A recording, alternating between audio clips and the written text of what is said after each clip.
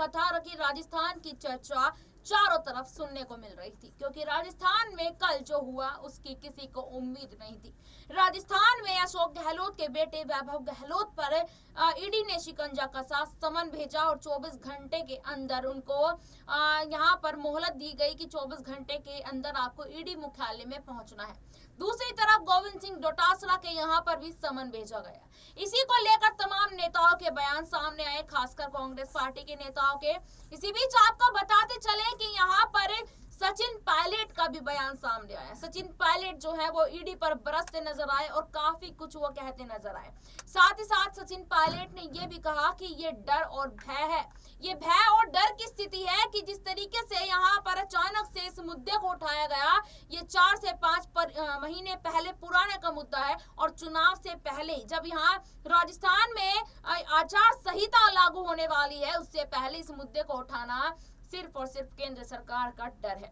तो पहले आप ये वीडियो देखिएगा, फिर हमें बताइए। साथियों, आज राजस्थान में जो घटनाक्रम हुआ वो आप सब ने देखा और आप सब इस बात को जानते हो कि राजस्थान में आज से 29 दिन के बाद चुनाव है विधानसभा के। विधानसभा का चुनाव घोषित हो चुका है। आचार संहिता राजस्थान में और अन्य राज्यों में लग चुकी है और आज ही के दिन भारत सरकार की जो एजेंसीज हैं उन्होंने जो कार्रवाई करी है जयपुर में और अन्य शहरों के अंदर, उन कार्रवाइयों की जो टाइमिंग है, जो उद्देश्य है और जो इंटेंट है वो पूर्ण रूप से संदिग्ध है।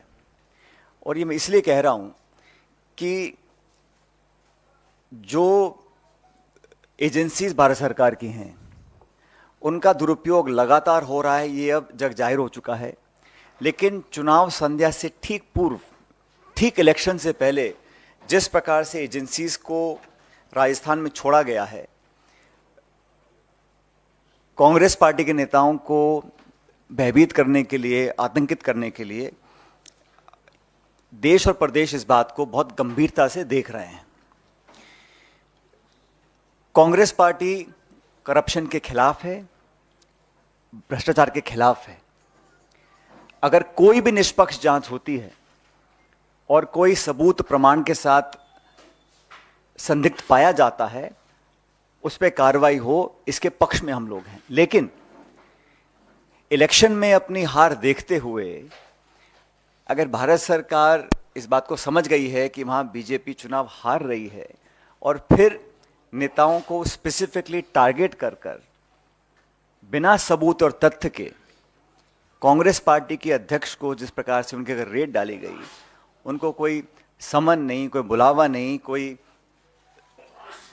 सबूत नहीं, और इस प्रकार की जो रेड डाली गई है वो सिर्फ एक संकेत देने के लिए दी गई है, मैसेज देने के लिए दी गई है कि अगर हम पॉलिटिकली कमजोर पड़ेंगे तो हमारा साथ देने के लिए नाना प्रकार की जो एजेंसीज भारत सरकार की हैं, चाहे वो सीबीआई है, ईडी है, इनकम टैक्स है, उनका हम दुरुपयोग करेंगे और लोगों के अंदर एक तरह का भय पैदा करने की हम कोशिश करेंगे।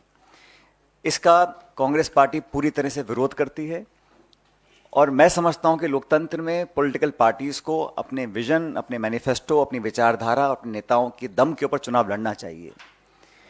भारतीय जनता पार्टी सभी 5 राज्यों में फिलहाल पीछे चल रही है और मैं ऐसा मानता हूं कि जो आज की कार्रवाई है वो इस बात का स्पष्ट संकेत है। जहां तक मुख्यमंत्री जी के बेटे वैभव गहलोत को जो समन दिया गया है वो भी आप जानते हैं, उन्होंने खुद कहा, वैभव ने, कि ये 12 साल पुराना कोई प्रकरण था और पोलिंग डेट अनाउंस होने के बाद अचानक से समन भेजा जाना, सब लोग समझते हैं कि इसके पीछे क्या सोच हो सकती है। मैं फिर रिपीट करना चाहता हूं, करप्शन के खिलाफ, गलत काम करने वालों के खिलाफ हम सब लोग हैं, लेकिन कार्रवाई करती है ईडी और जवाब दे रही है बीजेपी। एक्शन एनफोर्समेंट डायरेक्टरेट ले रहा है और बीजेपी उसकी सफाई दे रही है, स्पष्टीकरण दे रही है। ये समझ से परे है। तो एक पॉलिटिकल वेपन की तरह एजेंसीज को इस्तेमाल करना, ये लोकतंत्र के लिए बहुत ही नकारात्मक संकेत है। हम सबको प्रेरणा लेनी चाहिए, मैं समझता हूं, राहुल गांधी जी से। उनके ऊपर भी नाना प्रकार के केस थोपे गए, ईडी ने कई बार उनको बुलाया, हर बार वो पेश हुए, अपनी बात को रखा। इसलिए कांग्रेस के नेताओं कार्यकर्ताओं को डरने की कोई जरूरत नहीं है। हम लोग ये चुनाव मजबूती से लड़ेंगे और चुनाव जीतेंगे। तो ये जो कोशिश की गई है आज के दिन कि चुनाव से ठीक पहले जब मॉडल कोड ऑफ कंडक्ट लगा हुआ है तब आप इस प्रकार की कार्रवाई कर रहे हैं, तो ये बात सब लोग समझ रहे हैं कि ये कार्रवाई क्यों करनी पड़ रही है। अगर वो चुनाव जीत रहे होते, बहुमत की तरफ बढ़ रहे होते, तो शायद इस प्रकार की कार्रवाई होती। तो जो टाइमिंग है, जो इंटेंट है, जो ऑब्जेक्टिव है, वो संदिग्ध है, सस्पिशियस है। और ये पहली बार नहीं हो रहा है कि इलेक्शन गोइंग स्टेट के अंदर इस प्रकार की कार्रवाई की जा रही है। जो टॉप लीडर्स हैं उनको टारगेट किया जाता है, स्पेसिफिकली टारगेट किया जाता है। और जब चुनाव खत्म हो जाता है तो वो खबरें जब सुर्खियों से हट जाती हैं तो उसका कुछ अता पता रहता नहीं, उन केसेस का, उन आरोपों का, उन छापों का, उन नोटिस का, उन समन्स का। तो पॉलिटिकल टूल की तरह इसको इस्तेमाल किया जा रहा है। इस बात को जनता भी देख रही है, राजस्थान की और देश की भी। इसलिए जब जब मैं समझता हूँ रूलिंग डिस्पेंसेशन जो दिल्ली में है, जब अपने आप को कमजोर पाती है तो इस प्रकार की एजेंसीज का वो पूरा सहायता लेकर अपना हित साधने में लग जाती हैं। ये एक बहुत गलत परंपरा है। ये लोकतंत्र के लिए, जैसा मैंने पहले कहा, एक अच्छा संकेत नहीं है। और जैसा मैंने कहा कि आज जो हुआ है उसको पूरा प्रदेश देख रहा है, इलेक्शन गोइंग स्टेट है। राजस्थान के अंदर जब जब करप्शन के इश्यूज आए उस पर कार्रवाई करने की मांग पहले भी होती, आज भी होती आई है। लेकिन अब जब चुनाव डिक्लेयर हो गए हैं, अब जब इलेक्शन सिर्फ 3-4 हफ्ते दूर है, अब अचानक आप जागें, पुराने केसेस को आप उठाएं, समन्स भेजें, छापे डालें और एक प्रकार से लोगों को टारगेट कर कर उनका चरित्र हनन करने की जो कोशिश करें। जांच से कोई डरता नहीं, आप कोई भी जांच कराइए, सब जांच फेस करने को तैयार है। जैसे मैंने कहा, राहुल गांधी जी फेस कर रहे हैं, सब लोग फेस कर रहे हैं। लेकिन इलेक्शन की पूर्व संध्या पर इस प्रकार की कार्रवाई होना, इसकी मैं भर्त्सना करता हूं, इसकी मैं निंदा करता हूं कि ये जो किया गया है ये पूर्ण तरह पॉलिटिकली मोटिवेटेड है।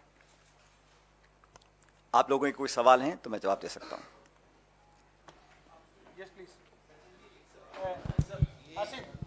पेपर लीक मामले ईडी ये कार्रवाई कर, और जहां तक याद है मुझे, पेपर लीक मामले में राजस्थान के छात्रों के भविष्य के साथ खिलवाड़ हुआ है।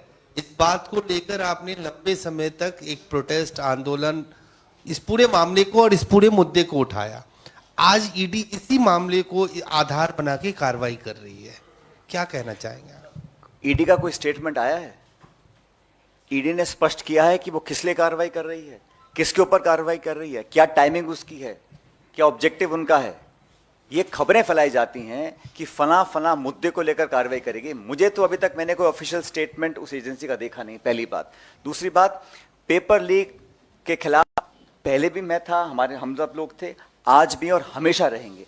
पेपर लीक अगर होता है तो लाखों नौजवानों के भविष्य पर अंधकार का काला साया आता है, इसको कोई सपोर्ट नहीं कर सकता।